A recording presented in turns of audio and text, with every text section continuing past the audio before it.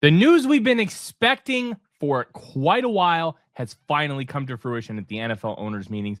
The Minnesota Vikings are hosting the 2028 NFL draft. And it's an exciting one for the Minnesota Vikings because they haven't hosted a big time NFL event outside of the owners meetings, which are really just media and NFL front offices and personnel. They haven't hosted something like this since the Super Bowl, which was held in February of 2018, one that the Minnesota Vikings nearly made, but lost 38-7 to the Philadelphia Eagles. So it's an interesting conversation when talking about what this means for the Vikings themselves, because being able to land the NFL draft is a huge honor. The draft has only been traveling around since 2015 when they spent 2 years in Chicago, and then it's been traveling ever since. Well, other than the 1 year where it was in Rogers Goodell's living room, but that was the COVID-19 pandemic. And quite frankly, they did a great job with how they navigated that situation. But it's been growing and growing every single year, going from around 200,000 people to 800,000 estimated attended the NFL draft this past year in Pittsburgh, Pennsylvania. So we have to ask ourselves, what does this mean for the Vikings? So if they nailed the NFL draft, it could end up being huge for other different things. The one big complaint that people had about the Super Bowl that they held in 2018 was it was too cold. Well, there are skyway systems, there are ways to avoid the cold, and they had Radio Row at Mall of America, which is still one of the coolest places I've ever seen a Radio Row. And having been a Minnesota resident nearly my entire life, I spent time on Radio Row, and it was an absolute blast. You take that into consideration along with a lot of other elements of the conversation. And we are talking about an area that is honestly undervalued and underutilized. There is always the chance of weather, and we'll talk about that in a little bit. But downtown Minneapolis is a great area.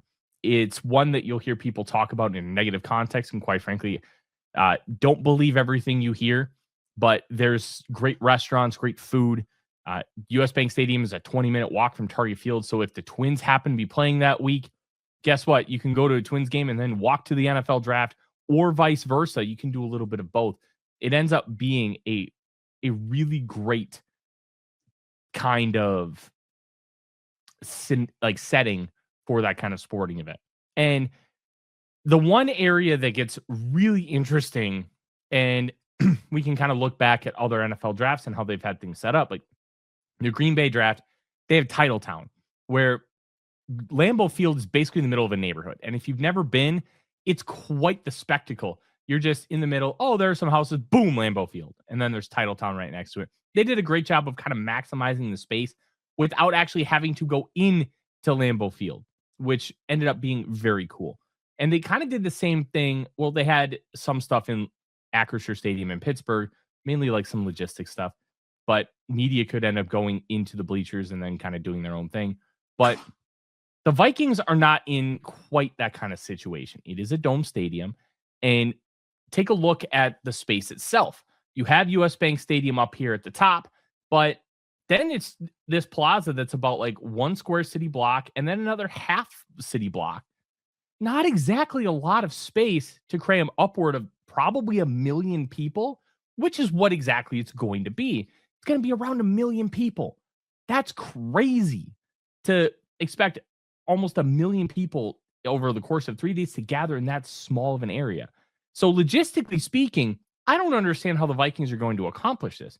That is a lot of people to gather. And for those that don't know the Minneapolis area, when you look behind US Bank Stadium, that's the intersection of I-35W and 94. A major intersection with the Minnesota freeway system.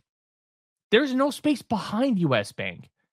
And you can see if you're off to the left, that's where I-35 is. And then to the south of US Bank is I-94. You can only go towards the right and then towards the front of the picture. You can't go toward the back or toward the left. So how are they going to maneuver this? Are they going to set up the stage where US Bank Stadium is? Are they going to have things indoors? Which they haven't been shy about having the NFL draft in places where it could snow, it could rain.